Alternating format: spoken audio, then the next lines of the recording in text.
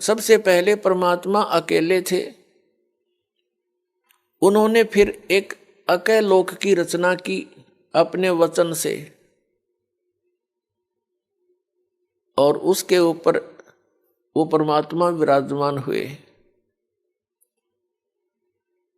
वहां से फिर उन्होंने 3 लोकों की और रचना की,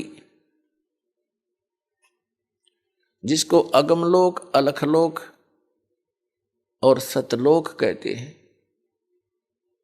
और चारों के चारों लोकों में परमात्मा अन्य रूप धारण करके सिंहासन अपने वचन से निर्मित करके उसके ऊपर एक राजा के समान विराजमान हुए।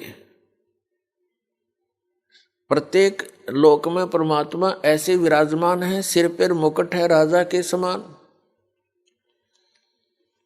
और ऊपर छत्र है, बहुत बड़ा आलीशान एक बहुत सुंदर गोल आकार का गुंबज बना हुआ है, उसके बीच में सेंटर में मालिक बैठे। सतलोक के अंदर आकर परमात्मा ने अपने वचन से सभी द्वीप और मान सरोवर की रचना कर दी। उसके बाद परमात्मा ने 16 वचन उच्चारण किए, 16 वचनों से 16 पुत्रों की उत्पत्ति की वचन से। प्रत्येक को एक एक द्वीप में रहने को कह दिया। कुछ समय के उपरांत परमेश्वर सत्य पुरुष यानी कबीर जी ने अपने पुत्र अचिंत से कहा कि आप आगे की रचना रचिए। अचिंत ने अपने वचन से एक व्यक्ति उत्पन्न किया, युवा लड़का, उसका नाम रखा अक्षर पुरुष। अक्षर पुरुष मान सरोवर के अंदर एक बहुत बड़ा अमृत का भरा हुआ सरोवर है, तालाब है। उस तालाब में जाकर स्नान करने के लिए गया था, वहां पर वो निंद्रा आ गई, उसमें गहरे जाकर सो गया। वहां पर श्वासों से शरीर नहीं है सतलोक के अंदर। काफी समय ऐसे ही बीत गया। उसके बाद परमात्मा ने, सत्य पुरुष ने स्वयं ही सृष्टि रचना की। उसी सरोवर से जल उठाया, अपने वचन से उसको अंडा रूप दे दिया। उस अंडे के अंदर एक आत्मा प्रवेश कर दी अपने वचन से। उस अंडे को उस मानसरोवर में छोड़ दिया। गड़गड़ गड़गड़ करता हुआ वो अंडा नीचे जाने लगा। उसकी आवाज से अक्षर पुरुष की निंद्रा भंग होगी। अब जैसे कोई अधूरी निंद्रा में जागता है तो उसको कुछ क्रोध सा होता है, तो ऐसे उस अक्षर पुरुष ने कोप किया कि मुझे किसने जगा दिया, और उस कोप युक्त दृष्टि से देखा अंडे को। उस कोप से वो अंडा फट गया क्रोध से। उसमें से एक युवा लड़का निकला जो यहाँ का अब मालिक कहलाता, जिसको ब्रह्म कहते हैं, जिसको सरपुरुष भी कहते हैं। अब अक्षर पुरुष और सरपुरुष उस तालाब में 2 थे। परमात्मा ने आकाशवाणी की कि तुम दोनों बाहर आओ। अक्षर पुरुष तुम निंद्रा में थे, तुम्हें जगाने के लिए ये सब कौतुक किया गया। दोनों बाहर आ गए, सरपुरुष और अक्षर पुरुष। इन दोनों से कहा कि आप जाइए अचिंत के लोक में, द्वीप में रहो। ये तीनों एक द्वीप में रहने लगे, अचिंत, अक्षर पुरुष और सरपुरुष। कुछ समय के बाद परमेश्वर ने आप सभी आत्माओं की, कबीर जी ने अपने वचन से आपकी उत्पत्ति की युवा अवस्था में, और आपको अलग अलग स्थान अपने वचन से रचकर उसमें रहने की व्यवस्था की। तो ऐसे आप वहां रहा करते थे। परमात्मा ने नर और नारी की भी रचनाएं की। आपकी वहां संतान है, संपत्ति है, अलग अलग से बहुत सुंदर महलों में रहा करते थे, किसी चीज का अभाव नहीं, कोई राग द्वेष नहीं, सुंदर शरीर आपको प्राप्त था, तेज पुंज से एक ही तत्व का बना हुआ, ये 5 तत्व का बना हुआ है। इसके अंदर आप देखते हो कितना सुंदर आपको लग रहा है, ये बना किस मटेरियल से है? 5 तत्वों से, जिसमें मिट्टी, पवन, जल, अग्नि, वायु, आकाश, इनसे बना हुआ। और ये देख ले, इसमें कुछ दिखता नहीं, कितना सुंदर प्रारूप हो गया इसका। तो इसको बनाने के लिए जो व्यवस्था की गई है, यहां नर्मदा करके उनके द्वारा खाए गए उस 5 तत्व का ही मिश्रण, उसका प्रारूप बदल कर ये शरीर और ये हाड़ मांस का पुतला बन गया। इसका अंतिम संस्कार करते हैं, ये फिर उसी 5 तत्वों में फिर से मिल जाता है। तो सतलोक के अंदर एक तत्व से बना हुआ है, उसमें नाड़ी तंत्र नहीं हमारे शरीर में। तो वहां हम ठाठ से रहा करते थे, कोई चिंता नहीं थी, किसी चीज का अभाव नहीं था, काल मृत्यु नहीं, वृद्ध अवस्था नहीं थी, न बच्चे हमारे सामने मरते थे, ना हम मरते थे, सब सुविधाएं हमें उपलब्ध थी। और एक विशेषता है, जब जीव को सर्व सुख प्राप्त हो जाते हैं तो ये परमात्मा को बोलता है। यह सबसे बड़ी कमी है जो हमें वहां दुख दे गई, और यहां पर भी यही व्यवस्था आपके अंदर है। जो भी आज सुखी है, जिसके पास संतान ठीक है, आगे संतान की भी संतान ठीक है, और सब स्वस्थ है, अच्छी पोस्ट है, या कोई अच्छा धन उसके पास है, उसको आप जाकर समझाने की चेष्टा कीजिए, वो सुनने को तैयार नहीं। ये दुर्भाग्य उस प्राणी का जो परमात्मा से दूर हो गया, इस नकली सुख न प्राप्त करके, इस झूठे सुख को प्राप्त करके। तो यही समस्या हमारे सामने वहां उत्पन्न होगी। सब सुविधाएं उपलब्ध थी, कोई किसी चीज की वहां त्रुटि कमी नहीं थी। फिर क्या हुआ कि कुछ दिनों के बाद वो सरपुरुष, जिसे ज्योत निरंजन भी कहते हैं, आगे चलकर इसी को काल भी कहते हैं, जो यहाँ का 21 ब्रह्मांड का स्वामी है, जिसके लोक में हम रह रहे हैं। हम यहाँ कैसे फंसे, अब इससे क्लियर होगा। पुण्यात्माओं, जो दास आपको ये कथा सुना रहा है, ये सत्यनारायण कथा है, और ये सत्य कथा है, और ये परमात्मा द्वारा बताई गई है। ये किसी डोम भाट के गीत नहीं, ये गॉड गिवन स्पिरिचुअल नॉलेज है, कबीर गॉड गिवन। आप जी ने जो आज तक सुना है, वो उस रंग में आप रंग चुके हो, और ये हटकर यथार्थ ज्ञान सुनने को मिलता है, तो मन के अंदर बहुत से जो है शंकाएं उत्पन्न होती हैं, उत्पन्न तो होंगी, और इसी ज्ञान से ही समाप्त भी होंगी। धैर्य से सुनना। अब इस सरपुरुष ने जो अंडे से उत्पन्न हुआ था, इसके मन में एक कल्पना आई, एक ओछी सोच उठी कि हम 3 एक द्वीप में रह रहे हैं, और अन्य हमारे सभी भाई अपने अपने अलग से सिंगल अलग अलग रह रहे हैं। तो इसने क्या सोचा कि मैं भी अलग से स्थान प्राप्त करूं। उसके लिए इसने तप शुरू किया, एक पैर पे खड़ा होके ये तप करता रहा, और हम सभी जो अपने सुख से रह रहे थे, इसको देखने लगे। 70 युग तक ये एक पैर पे खड़ा रहा। तो पुण्यात्माओं, आज भी हमारे अंदर ये त्रुटि विद्यमान है। जैसे हम सुन लेते हैं कि उस स्थान पर एक महात्मा जी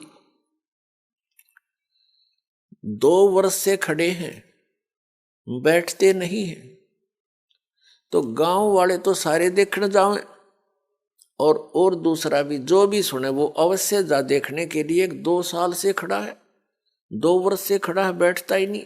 तो ऐसी धारणा हमारे मन में बन गई कि यो 70 युग से खड़ा है, बहुत लंबे समय से, हम उसको चाहने लग गए, उसके ऊपर आसक्त हो गए। अपने आत्माओं, परमात्मा ने आकाशवाणी की, बहुत बार सतर्क किया, अनाउंसमेंट की कि आप इसकी इस कलाबाजी को मत देखें, अपना मस्त रहो। हम ऊपर से तो सावधान हो गए, अक पिताजी को, परमात्मा को आभास ना हो जा, लेकिन अंदर से कसक गई नहीं इसकी, हमारे जबरदस्त इसकी चाह बन गई, इच्छा बन गई। जब इसने 70 युग तप कर लिया तो परमात्मा कबीर जी ने, परमेश्वर ने पूछा कि क्या चाहता है तू सरपुरुष, क्या चाहता है ज्योति निरंजन। तब इसने कहा, पिताजी ये स्थान मेरे लिए कम है, मैं अलग से स्थान चाहता हूं। परमात्मा ने कहा, ठीक है, तेरे 70 युग के तप के बदले में परिणाम स्वरूप आप जी को 21 ब्रह्मांड दे दिए। जैसे एक सेठ साहूकार पिता अपने पुत्र को 21 प्लॉट अलॉट कर दे के लिए, बेटा ये तेरे हैं, खाली प्लॉट। और ये 21 ब्रह्मांड सतलोक के एक कोने में बहुत दूर, वहां बता दिया कि वहां जाइए। ये वहां गया, 21 प्लाटों को देखकर बड़ा खुश हुआ। इसने सोचा इसमें कंस्ट्रक्शन भी करनी चाहिए, उसके लिए मटेरियल भी परमात्मा के पास ही था। इसने फिर तप किया 70 युग। तब परमेश्वर कबीर जी ने, परम अक्षर ब्रह्म ने पूछा, क्या चाहता है ज्योति निरंजन, ए सरपुरुष, अब किस चीज की आवश्यकता है तुझे, तू क्यों हट कर रहा है। तब इसने प्रार्थना की कि हे परमात्मा, मुझे कुछ सृष्टि रचने की सामग्री दीजिए। परमेश्वर कबीर जी ने, सत्य पुरुष ने, इसको 5 तत्व और 3 गुण दे दिए। केले पुत्र खेल ले खिलौनों ते, इनको पाकर के इसने खूब खुशी मनाई। फिर सोचा कि इसमें कंस्ट्रक्शन भी कर लूंगा, और फिर जैसे प्लॉट पे मकान बना लिया, तो इसने सोचा कि फिर इसमें कुछ आत्माएं भी रहे मेरे साथ, अकेले का दिल लगेगा कैसे। इसने फिर तप प्रारंभ किया। इसने सरपुरुष ने, ज्योति निरंजन ने। तो परमेश्वर ने पूछा कि तू क्या चाहता है, जो मांगा था तुझे दे दिया, अब क्यों सिर दर्द कर रहा तू, अपना चैन से रहे। तब इसने कहा, पिताजी मुझे कुछ आत्माएं दे दो, अकेले का दिल नहीं लग रहा है। परमात्मा ने कहा, भी बात सुन ले, ये जितने प्राणी यहाँ पर, जितने भी यहाँ पर रह रहे हैं हंस आत्माएं, ये सब मेरे वचन से उत्पन्न हुए हैं और ये मेरे अंश हैं। ये अपनी आत्मा में तुझे नहीं दे सकता, तो उनको बहुत दुखी कर देगा। तब इसने कहा, नहीं पिताजी, मैं सत का राज करूंगा, किसी के साथ अन्याय नहीं करूंगा। परमात्मा बोले, भाई कुछ भी कर चाहे ना कर, पर ये मैं नहीं दे सकता, ये मेरे अंश है। मालिक को पता था कि जितनी भी आत्माएं इसको चाह रही हैं, ये कंडेम हो गए। अपने परम पिता से हृदय हटाकर हम इस काल को चाहने लग गए, हम पति भर्ता पद से गिर गए। परमात्मा के हम दिल से उतर गए कि मैं इनको सब सुविधाएं दे रहा हूं, परमात्मा कह रहे हैं, और ये इसको क्या दे रहा है इनको, और इसको चाहने लगे, कितने बुद्धू ये। तो परमात्मा कबीर जी ने ज्योत निरंजन से कहा कि यदि कोई आत्मा स्वेच्छा से तेरे साथ जाना चाहते हैं तो मैं भेज दूंगा, अन्यथा मैं नहीं भेजूंगा इन आत्माओं को। वो तो अंतर्यामी है कबीर परमेश्वर जी, सत्य पुरुष जी। उनको पता था कि ये बिगड़ गए सारे, और ये अन्य को भी बिगाड़ देंगे जो यहां रह गए। तो जैसे एक सेब विक्रेता होता है, उसको वो सेब कितनी प्रिय होती है, और किसी सेब का कोई दाग लग जाता है, खराब हो जाती है, तो उसका जी तो बड़ा दुख पाता है, दिल बड़ा दुखता है। उस सेब को उन स्वस्थ सेबों से हटाकर दूर रखने में और कूड़े में फेंकनी पड़ती है उसको, लास्ट में सूअर खाया करे फिर उसको। यदि वो उसके रख ले उस सेब को तो अन्य का विनाश कर दे वो। तो यही दशा आप जी हम सभी की वहां होगी थी। हम परमात्मा के कितने प्रिय थे, फिर भी हमारे को यहां फेंकना अनिवार्य समझा कि ये औरों ने भी खराब करेंगी। हम अपने पैर पे कुआड़ा आप मार के आए हैं यहाँ पर। ये सत्कर मान लियो पुण्यात्माओं, ये कोई डूम बाट के गीत नहीं है। या जिस दिन तुम्हारे बात या सत्य कथा हृदय में समा जाएगी, उस दिन आप सतलोक के वासी हो जाओगे।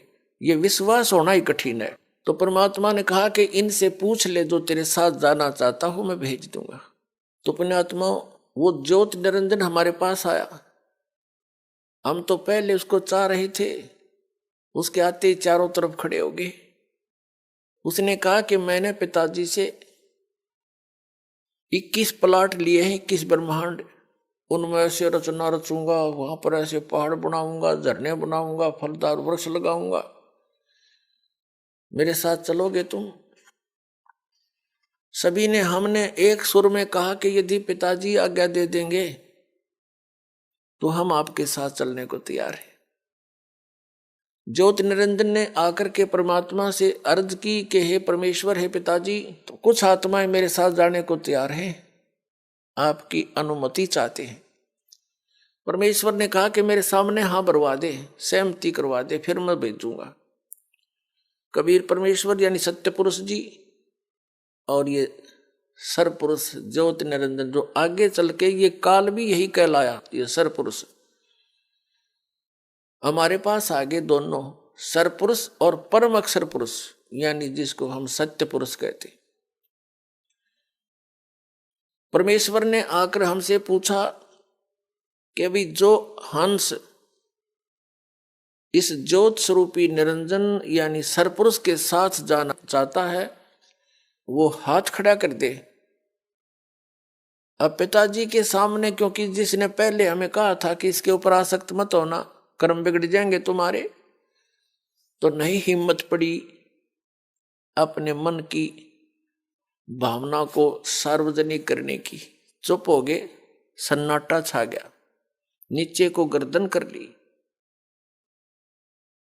तो परमेश्वर ने कहा कि ज्योति निरंजन, तू तो कह रहा था कि कुछ आत्माएं मेरे साथ जाना चाहते हैं, ये तो कोई भी तैयार नहीं है, झूठ बोल रहा था तू।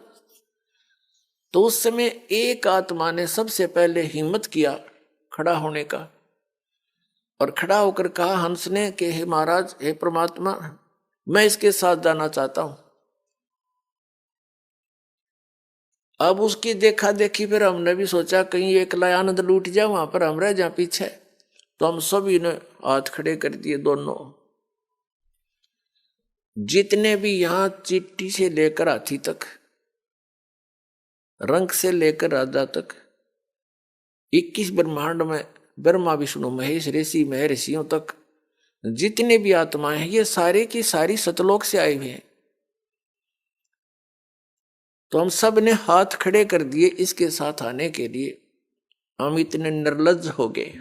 तब परमेश्वर ने कहा कि ठीक है ज्योति निरंजन, अब जाइए अपने प्लाटों में।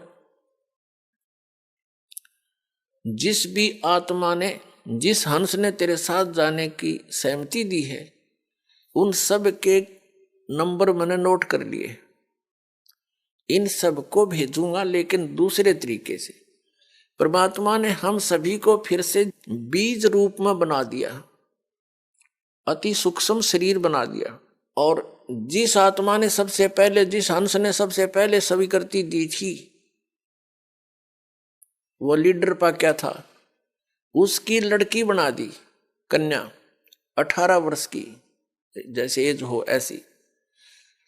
और उसके अंदर परमेश्वर ने अपने वचन से हम सभी आत्माओं को फीड कर दिया उसके अंतःकरण में, और कहा बेटी मैंने तेरे को वचन शक्ति दे दी है। जितने भी जीव वो ज्योत निरंजन कहेगा, तू वचन से बोल देना, उतने ही वो जीव नर और मादा उत्पन्न हो जाएंगे। और सभी आत्माएं तेरे अंदर फीड कर दी है, डाल दी है। उस लड़की के साथ अपना एक पुत्र सहजदास, जो पहले 16 पुत्रों में से सबसे पहले 16 वचनों से 16 पुत्र उत्पन्न किए थे परमेश्वर कबीर जी ने, उनमें से एक सहजदास भी है। सहजदास से कहा कि जाओ सहजदास, अपनी बहन को ज्योत निरंजन के पास छोड़ाओ। अब सहजदास लेकर के उस लड़की को, उसका नाम प्रकृति भी है, वही दुर्गा भी कहलाई, और उसी को आदि माया भी कहते हैं। उसको लेकर के ज्योत निरंजन यानी सरपुरुष के पास सहजदास आ गया और कह दिया कि इस लड़की के अंदर वो सभी आत्माएं फीड हैं, इसके अंदर डाल दी गई है पिता के द्वारा, जिन्होंने तेरे साथ आने के लिए सहमति दी थी। और ये इसको वचन शक्ति दे दी है परमेश्वर ने, जितने जीव तू कहेगा ये अपने वचन से उत्पन्न कर देगी, नर और मादा। ये कहकर के सहजदास अपने द्वीप में आ गया। अब लड़की युवा होने के कारण उसका रंग रूप निखरा हुआ था। अकेली युवा लड़की को देखकर ज्योति निरंजन के मन में ये विकार उत्पन्न हुआ, जो आज आप सबके अंदर विद्यमान है। क्योंकि यथा राजा तथा प्रजा, क्योंकि हम फिर उन्हीं के संयोग से बनकर बाहर आए। इसने कोशिश की उस लड़की के साथ दुराचार करने की।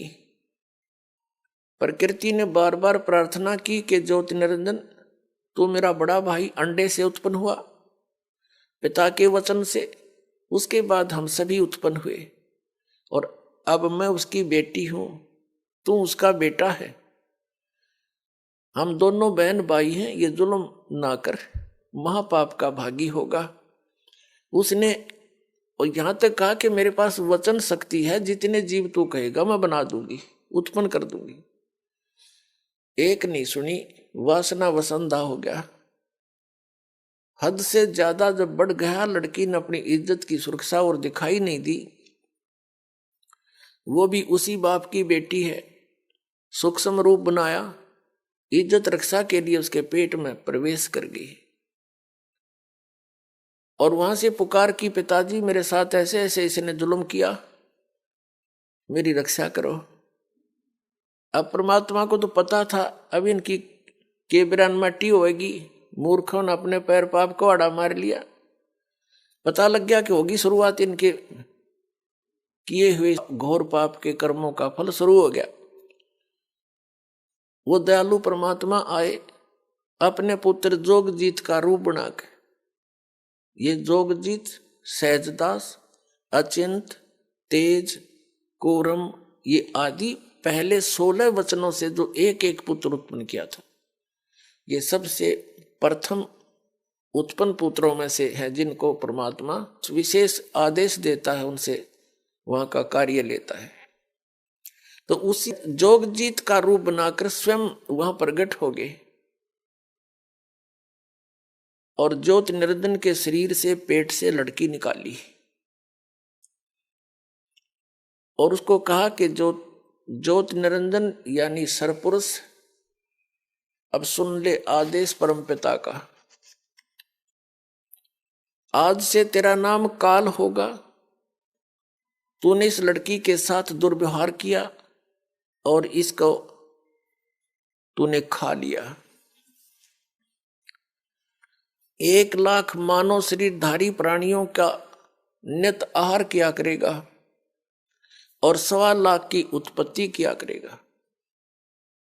आज से तेरा नाम काल होगा और तुम यहां से निकल जाओ दोनों 21 ब्रह्मांड को लेकर के। ऐसे लोक में, ऐसे सत्यलोक में, सच्चे लोक में जो ऐसे गलती करता है उसका यहां ठिकाना नहीं है। ये कह करके परमात्मा ने उसके 21 ब्रह्मांड चालू कर दिए। ऐसे चल पड़े जैसे विमान चल पड़ता है उस परम पिता के आदेश थे। अब ज्योत निरंजन ने बहुत कोशिश की। अब उस ज्योत निरंजन ने जोगजीत अपना बड़ा भाई समझकर विनय बहुत किया कि मुझे अक्षमा करवा दे पिताजी से कहकर, फिर से गलती नहीं करूंगा। तब जोगजीत ने कहा कि निकल जा बस, अब तू ज्यादा समय नहीं तेरे लिए। अब वहां से चलकर ये 21 ब्रह्मांड उस सतलोक से 16 शंख कोश की दूरी पर आगे, एक कोश लगभग 3 किलोमीटर के आसपास होता है। और यहां आकर के ये चक्कर काटने लगे। इस काल ने क्या कर रखा है, 5 ब्रह्मांडों का एक ग्रुप बना रखा है। ऐसे ऐसे 4 महाब्रह्मांड बना रखे हैं जिसमें 5-5 ब्रह्मांड रोक रखे, और एक ब्रह्मांड जो बहुत बड़ा क्षेत्र है उसने अपने निज स्थान के लिए अलग रखा है। और प्रत्येक ब्रह्मांड के अंदर सबसे ऊपर के स्थान पर इस काल ने अपनी अलग से राजधानी नियोजित की हुई है, बनाई हुई है। अब जब ये वहां से चलकर आगे इतनी दूरी पर ज्योत निरंजन ने फिर वही दुराचार प्रारंभ किया उस दुर्गा के साथ। दुर्गा ने कहा कि ज्योत निरंजन जुल्म ना करे, पहले तो मैं तेरी बड़ी बहन, अब मैं तेरे पेट से बाहर आएगी निकल कर तेरी बेटी होगी, तो कोई से नाते की तो लज्जा रख ले। वह तुझे यहाँ जीव चाहिए मैं उत्पन्न कर दूंगी। लेकिन इसने एक नहीं सुनी। अपने ही नख रेखा से, नख नाखूनों से, क्योंकि ये वचन शक्ति जो होती है अध्यात्म, ये बहुत बड़ी प्रबल होती है। इसको हम भौतिक विज्ञान से नहीं तोल सकते, उससे नापने की भी चेष्टा नहीं करनी चाहिए। ऐसे कैसे हो गया, ऐसे कैसे हो गया। तो इसने अपने नाखूनों से, वो परमात्मा ने क्या किया था कि उस लड़की के प्रजनन इंद्रिय नहीं लगाई थी, और लड़की इसलिए बनाया था कि इसकी नीयत और देख लूं यो कितना बढ़िया आदमी है। तो वो तो एक आने का नहीं पाया, युवा लड़की के ऊपर आसक्त हुआ। फिर वो नीचे आगे, तब इस काल ने ज्योत निरंजन अपने नाखूनों से अभद्र तरीके से और आध्यात्मिक शक्ति से लड़की को प्रजनन इंद्रिय लगाई। फिर इसने विलास किया, 3 बच्चों की उत्पत्ति की। अपुण्यात्माओं, जैसे आध्यात्मिक शक्ति को भौतिक विज्ञान से हम नहीं नाप सकते, और इस कारण से हम इसको नकारा नहीं कर सकते, ना करना चाहिए। यदि आपने अध्यात्म मार्ग में आगे बढ़ना है तो अध्यात्म मार्ग में जिसको हम इम्पॉसिबल कहते हैं वो इम्पॉसिबल नहीं होता। जैसे अगस्त ऋषि ने इन 7 समुद्रों को एक ही घूंट में, एक चुल्लू में नूल उठाया था और पान कर गया, सारे सूख गए थे। तो आज की भौतिक विज्ञान इस बात को मान सकती है, वो ना मानने दे, पर यदि आपने इस भक्ति मार्ग पर आगे बढ़ना, ये सारी सच्ची समझना। तो उसने क्या किया, अपने आत्मा, अब काल ने क्या कहा कि अब मेरा कौन क्या बिगाड़ेगा, अब जो सजा मुझे मिलनी थी मिल गई, मनमानी करूंगा, सब तरह से उसको डरा धमका दिया। अब दुर्गा को और कोई विकल्प दिखाई नहीं दिया, दुर्गा ने उसको समर्पित कर दिया और प्रत्येक आज्ञा का पालन करने लगी उसके डर से। तो उसने कहा कि मेरा भेद किसी को नहीं देगी तू, नहीं तो तेरी खैर नहीं है। किसी को नहीं बताना मैं कैसा हूं, कहां रहता हूं, और आज के बाद तू सारे ब्रह्मांड में, इन 21 ब्रह्मांडों का तू ही संचार यानी कंट्रोल करेगी, इसको संभालेगी। अब दुर्गा ने कहा कि एक बात बता, मैं एक स्त्री और इतने काम को कैसे संभाल सकूंगी, अब तू मेरे साथ तो रह कम से कम। तो उसने कहा कि नहीं, मैं ऐसे स्थान पर रहूंगा वहां कोई नहीं जा सकता, और वहां पर तू भी मेरी ही आज्ञा और वचन से ऊपर आ सकती है, अन्यथा तेरी भी हिम्मत वहां आने की नहीं होगी, ऐसी व्यवस्था करूंगा। अब दुर्गा के पास कोई विकल्प नहीं था, अपने पैर पर आप कुवाड़ा मार के आई थी, सारी बात स्वीकार कर ली। कहा कि मेरा भेद मत देना, मेरे विषय में किसी को नहीं बताना। अपने आत्माओं, जैसे हम पहले सुना करते थे, एक समय आप सुनते रहे हो, जैसे ब्राह्मण लोग बच्चों का विवाह कराते हैं, जब उनके फेरे कराते हैं, हमने खूब सुना करते हम, वो क्या कहा करते, सटाट यहां से करा करते, काश्यप गोत्रा काश्यप गोत्री। तो हमारे कोई बुद्धि में नहीं आया करते, हमने सोचा इनका कोई सेंटेंस श्लोक होगा, ऐसे बोलते हैं। तो यहां परमात्मा से परिचित आदरणीय गरीबदास साहिब जी गांव छुड़ानी जिला झज्जर वाले ने परमात्मा से प्राप्त ज्ञान के आधार से कहा कि काश्यप गोत्रा और काश्यप गोत्री पंडित शाखा लाया, और कोई तत्वेता ज्ञानी जाने, वो बाण बहन ब्याह घर लाया। अब एक ही गोत्र की शुरू में ही बोलता है ब्राह्मण फेरे कराने वाला, काश्यप गोत्रा काश्यप गोत्री, तो दोनों बाण भाई तो शुरू में बढ़ा दिए उसने। तो यहां गरीबदास जी कहते हैं काश्यप गोत्रा काश्यप गोत्री पंडित शाखा लाया, यानी उस पंडित ने ये वचन बोला, और कोई तत्वेता ज्ञानी जाने, बहन ब्याह घर लाया। एक समय ये दास एक किसी प्लाट के सिलसिले में किसी के साथ कोर्ट में गया हुआ था, कचहरी, इसमें तहसील में, पहले की बात है जब सर्विस करता था।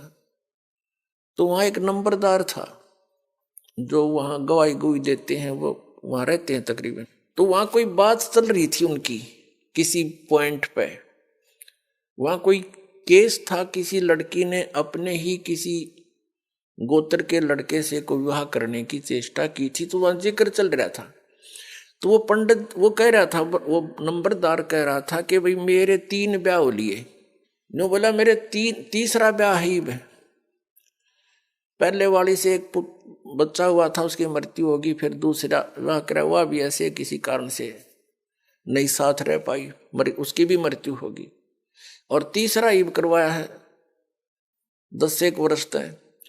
तो तीनों बार पंडित ने अंबाण भाई तो शुरुआत बना दिए थे, काश्यप गोत्रा काश्यप गोत्री। आप ना याद होता आप भी दान कर लियो, ऐसा वो कह रहा था। तो फिर तो सब का याद आवे, वो बोले वचन। और पंडित जी भी वहीं खड़ा था एक, तो उससे पूछ रहे थे भाई पंडित जी नो क्यों कहते हो तुम? वो बोला हमने नहीं पता, हमारे सारे कहते हैं, हम भी ऐसे कहते हैं। तो यहां परमात्मा ने बताया है, गरीबदास साहिब जी ने कहा है कि काश्यप गोत्रा काश्यप गोत्री पंडित शाखा लाया, कोई तत्वेता ज्ञानी जाने बाण ब्याह घर लाया। तो ये वहां से बिजली गिरी है या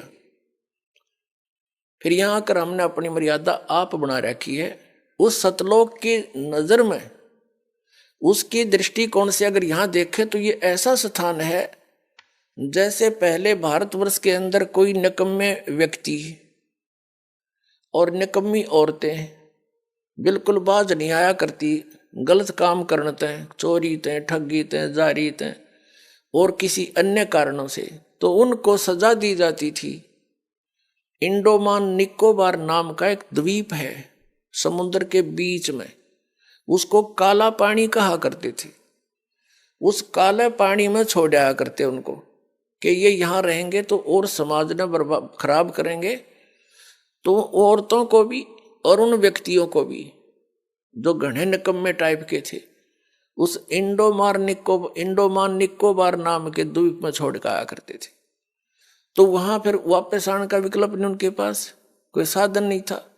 तो वहां जैसे भी उन्होंने रहना था, कोई किसी ने कुटो छेतो, कोई किसी की इज्जत लूटो, कोई किसी का खसोट लाओ,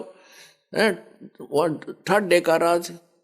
तो वहां फिर इस प्रकार से हजारों सैकड़ों की संख्या में व्यक्ति वहां रहने लगे। तो उन्होंने अब ऐसे जैसे तैसे अपना संतानें उत्पन्न करनी शुरू कर ली। धीरे धीरे अब वहां एक देश का रूप धारण हो गया। तो ये जो स्थान आप रह रहे हो 21 ब्रह्मांड, ये सतलोक से हम काले पानी भेज रखे हैं।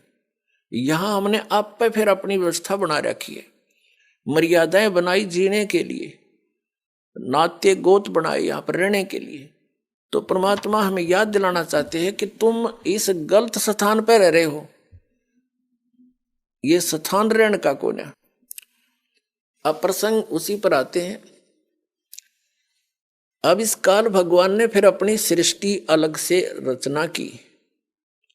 कैसे रची इसने? परमात्मा से प्राप्त उन 5 तत्वों से और 3 गुणों से अन्य रचना की। सबसे पहले इसने 3 पुत्रों की उत्पत्ति की।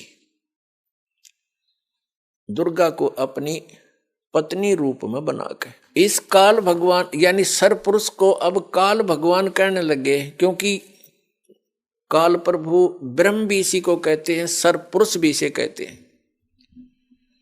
पुण्यात्माओं, जितने भी अपने सदग्रंथ हैं उनको अब आसानी से समझा जा सकता है सृष्टि रचना की जानकारी के उपरांत। सृष्टि रचना इन सभी सदग्रंथों के समझने की एक मास्टर की है। ये सृष्टि रचना एक मास्टर की है सब सदग्रंथों के समझने की। ये प्रथम बार सुनने वाले को ऐसे लगेगी जैसे दंत कथा सी, लेकिन ये सच्चाई से परिपूर्ण है। अब आपको 3 पुरुषों की जानकारी हुई।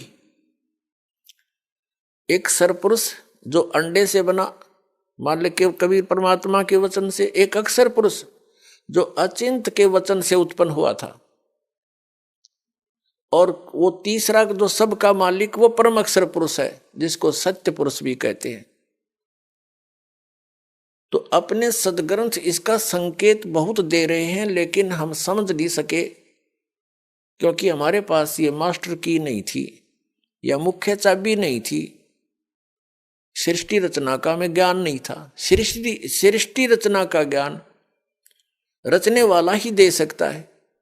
तो उस परम अक्षर ब्रह्म सतपुरुष कबीर जी ने आकर के हमें यह सृष्टि रचना का ज्ञान दिया, और उस ज्ञान को दास अब आपके रूबरू कर रहा है, आपके समक्ष पेश कर रहा है और सभी सदग्रंथों से प्रमाणित कर रहा है। श्रीमद् भगवत गीता। अब थोड़ा सा आपको इन तीनों पुत्रों की उत्पत्ति बता करके फिर सदग्रंथों का रेफरेंस देंगे, आसानी तो समझ में आओगा। तो सबसे पहले इस सृष्टि रचना के अंदर और इस सारे अध्यात्म ज्ञान को समझने के लिए आप जी को एक चित्र दिखाते हैं जो आसानी तो समझ में आओगा। देखिएगा, ये एक ब्रह्मांड है, ये एक ब्रह्मांड, एक ब्रह्मांड का चित्र है। ये ऐसा समझो, ये एक ब्रह्मांड है, ये सारा कुछ, ये जो बाउंड्री नजर आ रही है आपको, ये एक ब्रह्मांड है। इसकी इलिप्टिकल शेप है, अंडे जैसी। इसको अंड भी कहते हैं, इसी को ब्रह्मांड भी कहते हैं। इसमें देखिएगा नीचे के ये 7 लोक, ये वितल, महातल, तलातल, पाताल, रसातल, सूतल, अतल आदि, और ये पृथ्वी हम जिस पर रहते हैं, और ये ब्रह्मा जी का लोक, ये शिव जी का लोक, ये विष्णु जी का लोक। इस एक ब्रह्मांड के अंदर सामग्री है। या एक ये इंद्र का लोक, ये स्वर्ग और नरक इकट्ठा ही है, ये स्वर्ग लोक कहलाता है। ये मानसरोवर, यहाँ भी एक मानसरोवर इस काल ने अलग से बना रखा है। ये धर्मराय का लोक, जो धर्मराज है, जो सबका लेखा जोखा करता है। और फिर ये आ जाता है ब्रह्मलोक, ये एक ब्रह्मलोक है। इसी ब्रह्मांड के अंदर ब्रह्मलोक कहलाता है सारा, ये अक्षेत्र एक ब्रह्मलोक कहलाता है। इसमें क्या है, यहाँ बहुत बड़ा वन है, जंगल है, बाग बगीचे हैं। और ये इंद्र का, इसने काल ने इस ब्रह्मलोक के अंदर नकली रचना कर रखी है। एक महाइंद्र का द्वीप, एक नकली सतलोक, उस ऊपर के लोकों की नकल करवा रखी है। अलखलोक, नकली अगमलोक और नकली अक यानी अनामी लोक। ये इस स्थान को फिर इसने बंद कर रखा अलग से। ये बहुत बड़ा क्षेत्र है, चित्र में छोटा दिखा। इससे बाहर यहाँ दुर्गा का एक द्वीप है, ये यहाँ अलग लोक है इसका, यहाँ से ये सबका संचालन करती है। इससे ऊपर ये स्थान है जो ये गुप्त है। ये स्थान जो है इस ब्रह्मांड के अंदर ये गुप्त स्थान बना रखा है इसने ब्रह्मलोक में। और यहां पर इसने 3 स्थान बना रखे हैं के संयोग से जो पुत्र उत्पन्न होता है वो सतोगुण युक्त हो जाता है, उसका नाम विष्णु रख देते हैं और ऐसी ही शकल का बन जाता है। तीसरा ये तमोगुण प्रधान अक्षेत्र है, इसमें ये स्वयं शिव रूप में रहता है। इसको महाशिव कहने लगे बगैर ज्ञान से। महाशिव रूप में रहता है, दुर्गा को पार्वती रूप में रखता है। और इन दोनों के संयोग से जो पुत्र उत्पन्न होता है वो तमोगुण युक्त हो जाता है। उसको शंकर और शिव नाम दे करके ये अपनी सृष्टि चलवाता है इन तीनों से। और ये स्वयं यहां रहता। चलिए, ये 3 स्थान है, एक रजोगुण प्रधान क्षेत्र, दूसरा सतोगुण प्रधान क्षेत्र, तीसरा तमोगुण प्रधान क्षेत्र।